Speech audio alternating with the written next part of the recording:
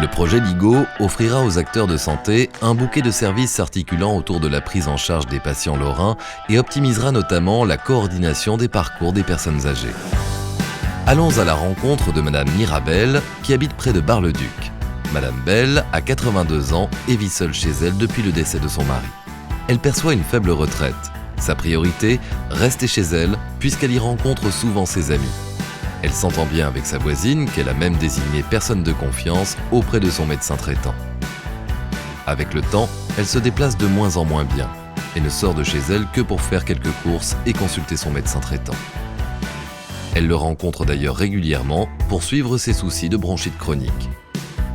Son médecin lui prescrit ses médicaments qu'elle va chercher tous les mois à la pharmacie de son village. Un jour, alors qu'elle arrose ses fleurs, elle ne parvient plus à respirer correctement. Affolée, elle alerte sa voisine qui prévient le SAMU.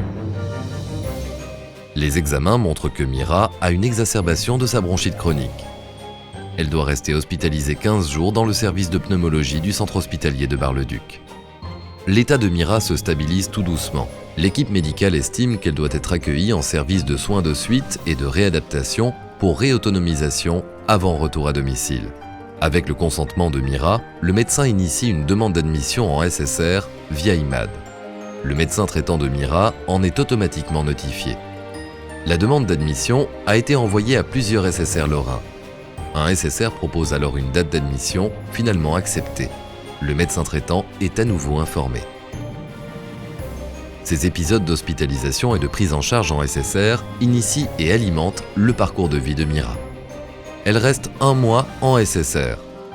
Pendant son séjour, l'équipe médicale commence à préparer sa sortie avec l'appui d'un réseau gérontologique. Pour minimiser les risques de réhospitalisation, ils formalisent conjointement une fiche de sortie d'hospitalisation, dite FSH, et mobilisent l'ensemble des acteurs qui accompagneront son retour à domicile.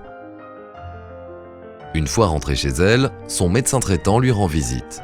Il a été informé par l'hôpital qu'elle se trompait dans ses prises médicamenteuses, ce qui a déclenché une surinfection pulmonaire.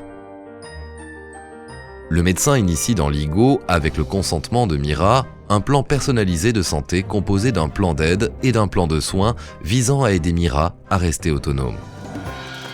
Le médecin traitant appelle la plateforme téléphonique de la coordination territoriale d'appui pilotée par le CLIC et le réseau de gérontologie et l'informe de l'initialisation d'un PPS. Ensemble, ils mobilisent une ressource sociale pour accompagner la prise en charge.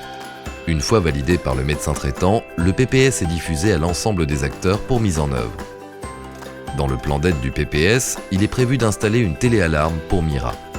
Avec son consentement, le CLIC et le réseau contactent l'équipe APA, allocation personnalisée d'autonomie, du Conseil général, pour formaliser une demande de plan d'aide permettant de financer en partie le système. La commune se charge de l'installation technique. Dans le plan de soins, une infirmière à domicile vient désormais 2 fois par jour chez Mira veiller à la bonne prise de ses médicaments. Un kinésithérapeute est également prescrit. Il vient 2 fois par semaine pour une réhabilitation respiratoire. Inquiet des erreurs de prise médicamenteuse de Mira, son médecin traitant demande au réseau une évaluation gérontologique standardisée. La patiente et son environnement sont alors évalués. Les actions du PPS sont ensuite réajustées. Les mois passent, les actions du PPS sont mises en œuvre comme prévu. LIGO facilite le suivi des actions pour les équipes de coordination qui sont informées tout au long de la prise en charge. Lors d'une visite à domicile, l'infirmière décèle chez Mira des signes troublants lui faisant penser à un AVC. Elle appelle le SAMU. Mira est installée en salle de téléconsultation Odis.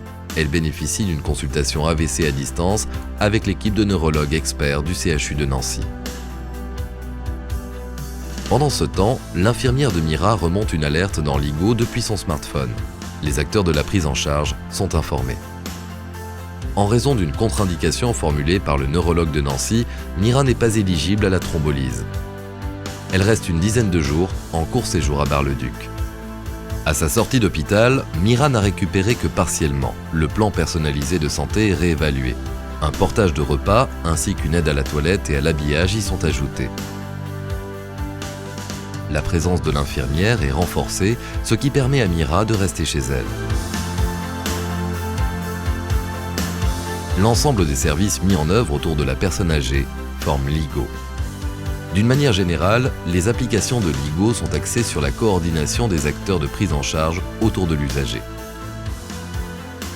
L'IGO vise à assurer la continuité et la qualité de la prise en charge tout au long du parcours de vie de l'usager en mettant en œuvre efficacement le partage et l'échange de données pertinentes entre acteurs de la prise en charge, tout en étant un service transversal, sécurisé et adapté aux différentes pratiques professionnelles.